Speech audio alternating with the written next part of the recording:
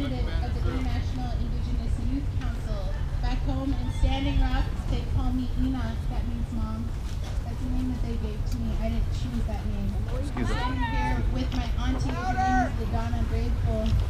She's the founder of Sacred Stone Camp. In addition to the youth, she was the first person that called out and cried for help. She was the first person that asked people to come stand for the water. As I was telling a lot of you earlier, I'm sorry I can't really talk right now because I've been screaming for so long, and I guess that's kind of indicative of being an Indigenous woman.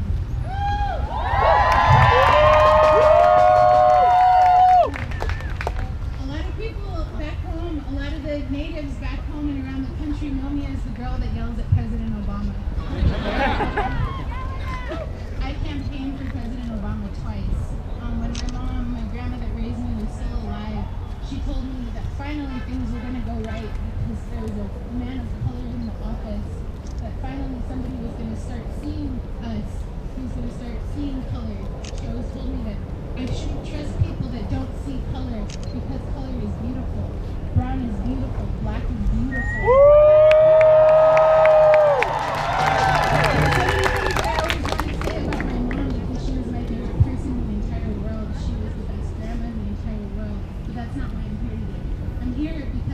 Continually asked President Obama to protect our children.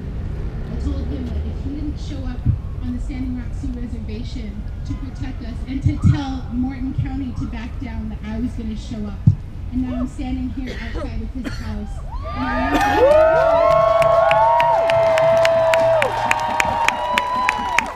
want him to know that those kids that he visited in Standing Rock in 2014, the children that he bought pizza for, that he said he loved and that reminded him of his own and that he felt were his own, have come to us since and asked us where their president is. They don't understand why they're being maced on the front lines. They don't understand why they have shotguns pointed at them. They don't understand why they're being hit with rubber bullets, with beanbags, with other less than lethal weapons. They don't understand. Our youth council does not understand why it is that the president that they voted for, some of them, many for the first time, voting ever, were so excited to vote for a president that seems to not care about why they're here. I asked a few of the youth that are here today, ages 10, 11, and 7.5, what they thought about President Obama. They told me that they thought he was a pretty nice guy. They told me that they thought he lived in this house with his wife and his 2 children. And I asked them, do you think that they like to drink water? And they said yes. So I'm standing here today, as promised, asking President Obama to stop the Dakota Access Pipeline, to cut the head off of this blacksmith, and to stop pandering to the fossil fuel industry.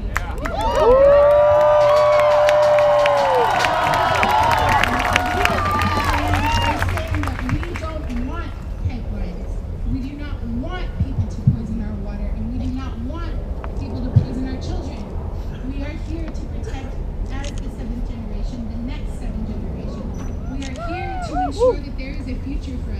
I don't even want to have kids because I don't want them to wake up one day and not have water, and I'm great at teaching. It is not fair to me that a president can have his opportunity to have 2 children, that Donald Trump can somehow, for some reason, regenerate. I am not afforded the ability to bring children into a safe environment. In our culture, children are sacred. In our culture, I'm a life giver. I'm a woman. As my auntie said, we are the life givers, and water is sacred to us because people in life comes from water. As you give birth through water. We are responsible for taking care of this water as women, and we are responsible as this 7th generation, as a youth, for myself, to protect the next 7 generations. I'm standing here on behalf of my niece Riley, my nephew Evan. You guys may have seen pictures of my niece back home. Her name is Riot. No one ever believes it, but she likes to say, water is wife, and she's a black snake killer. She's my favorite person in the world, in addition to all the other kids that I know. But we're standing here right now because President Obama has an obligation to the youth of this nation. I don't care if he does not want to talk to me. And I don't care if he doesn't want to talk to my elders. We already see him for what he is, and right now that is a wolf in sheep's clothing. I need him to represent the indigenous peoples of this country, and I need him to protect the sacred and honor his word. And he told us that we were a part of him. He told us that we were his family, and he is not honoring that. We call a guest of ours who I think may be around here somewhere. I'm really hoping that he will show up. We call him back home. We call him Lala Bernie. That means Grandpa Bernie.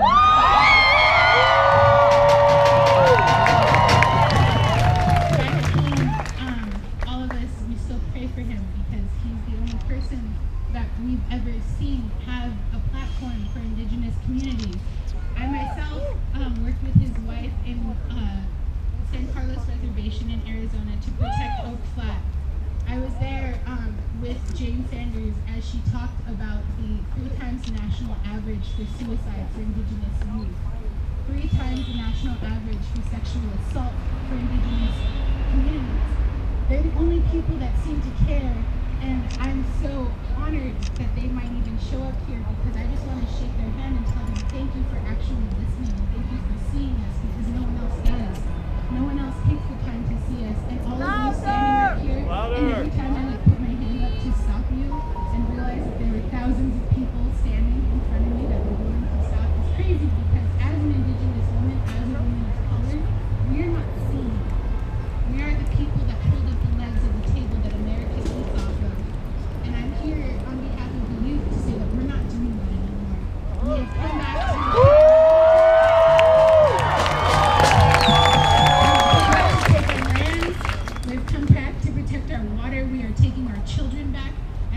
protecting the sacred.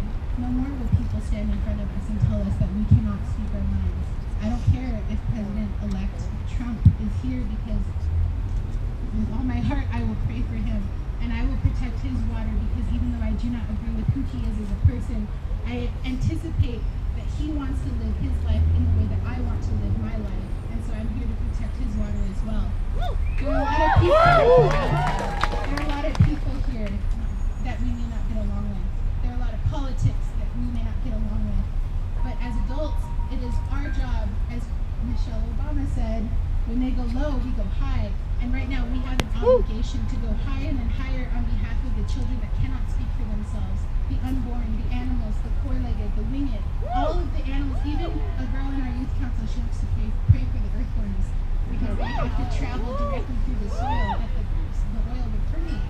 We have so many things that we are responsible for. So I ask you, even if there are people in this crowd that are not supportive of what it is that we are doing, please ensure that you pray for them. If you have something to say that is negative, feel free to do whatever you want. Feel your feelings. I always encourage that. But please know that we are going to pray for you because this water is so crucial and so vital to the people that need it, which is everybody. Everyone needs this water. I guess I don't know exactly what else to say except that I'm really excited that I have the opportunity to be here because my youth council was like, what would you do if you had the opportunity to be in front of President Obama and to talk to him? And I told him, mark my words, I'm going to end up in front of the White House. And now I'm here because prayer is powerful.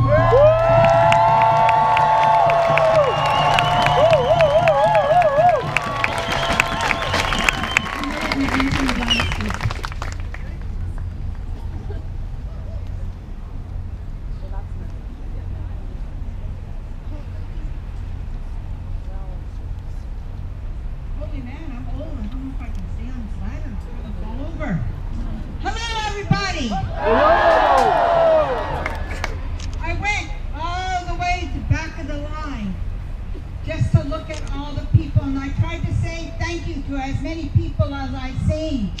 But thank you. Thank you.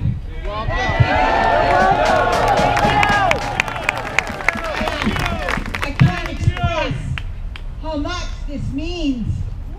I cannot tell you how shocked I am that people came to stand with us. I cannot tell you how much this means to my people, for the world, for the water, because there's something else going on here greater than ourselves. There's something going on besides Standing Rock. It's about the people. It's about people standing up. It's about people standing together. It's about people. And one of the things that I was told when I was a child, that one day people would look to the indigenous people of the world to help save the world. And I see that. I see that with our relatives, the Maoris and the Aboriginals of Australia, the Samis, the Mongolians, all the Aboriginal people. We do have an answer. We do know how to live with the world yet. And we need everybody to come and stand with us, to honor this earth, to honor the water, because water is life. Water is life.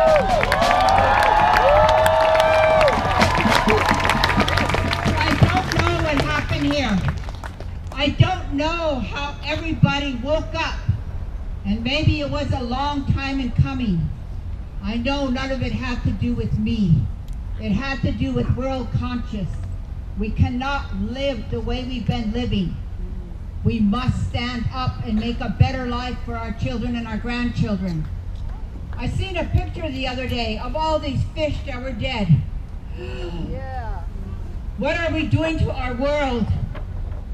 It breaks my heart when I watch Dakota Access load up our relatives, the buffalo, the other day and took them to slaughter. Those buffalo that I watched all of my life, they are all gone now. And I wonder what gives people the right